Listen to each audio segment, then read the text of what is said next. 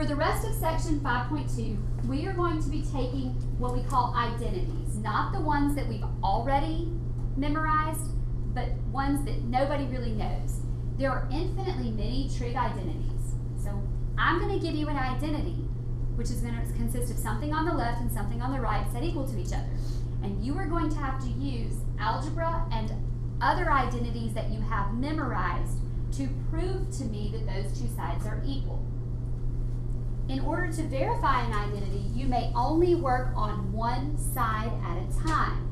The goal is to work on that side until it equals the other side. Verifying identities is not like solving equations. You are not allowed to add, subtract, multiply, or divide something on both sides. You are only allowed to do something to one side at a time. So it has to be something that is legal to be done to just one side. There are really only 7 things that you can basically do to verify an identity. I've kind of narrowed them down.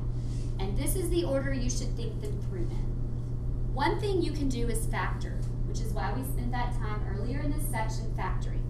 So you can factor an expression that has some squares or cubes in it and see if you can simplify it down to something smaller. If something is already factored, you could distribute or multiply it out. You could FOIL it out and distribute it out and see what you have.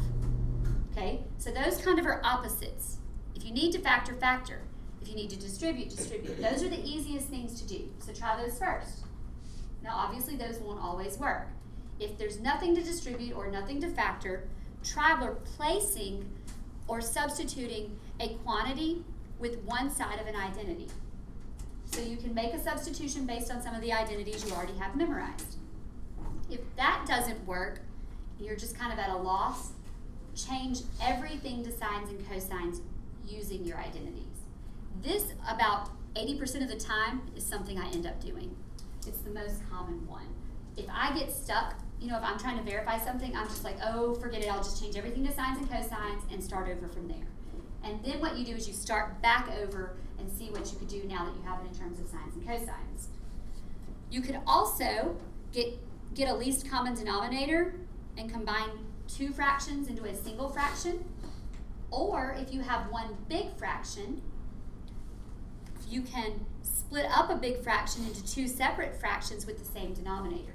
Now the way you can tell is if you're looking at both sides and you're working around on one side trying to make it equal the other, if one side has one term and the other has 2, well obviously you need to figure out a way to combine them into one, right? So that's what I do. I'm working only on one side, but I'm really keeping my eye on the other side saying, okay, what should it look like? Should I have sines and cosines? Should I have secants? Should I have one fraction? Should I have 2 fractions? Do I need parentheses? So what I do sort of depends on what the other side looks like. But this is the list you can go through. Now those 6 things are the easiest things to do. Occasionally, none of those 6 will get you where you need to go.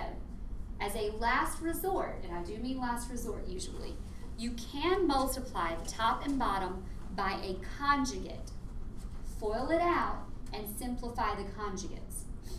It's rare, but it does work sometimes. What are conjugates? Like if I have a plus b, the conjugate is a minus b. If I have sine x plus cosine x, the conjugate is sine x minus cosine x. The reason that is an option a lot of times is because when you multiply conjugates and you FOIL them back out, the outer and inner terms are opposites and they add a 0. So I usually say that as a last resort. If I try all 6 of these other things and I can't get where I'm going, then I will try to multiply one of those sides by a conjugate. Now here's a tip.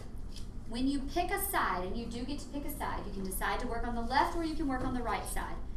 Pick the side that is most complicated to work on.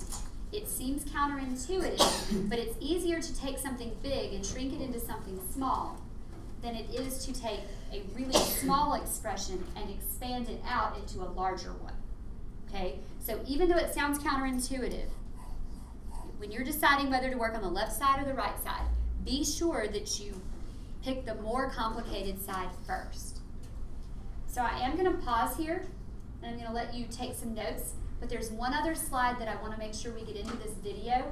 So let me go forward to that, and then we'll back up. All right. Your book points this out, Okay, they don't really go through it step by step the way I do, but I just cannot reiterate enough. This is not like solving equations. You can't add 7 to one side and to add it to the other. You can only do something to one side at a time. Techniques used in solving equations, such as adding the same term to each side, multiplying each side by the same term, cannot be used when working with identities. You are only allowed to touch one side at a time. That is what this list is for. It's to give you some ideas of the types of things you are allowed to do. Usually, if it's not on this list, and it's not a basic just simplifying like terms or whatever, simplifying fractions, that sort of thing, those you can do. But if it's not on this list, you usually can't. So we're going to stop there. And then for our third part of this, we will actually work through some of these identities.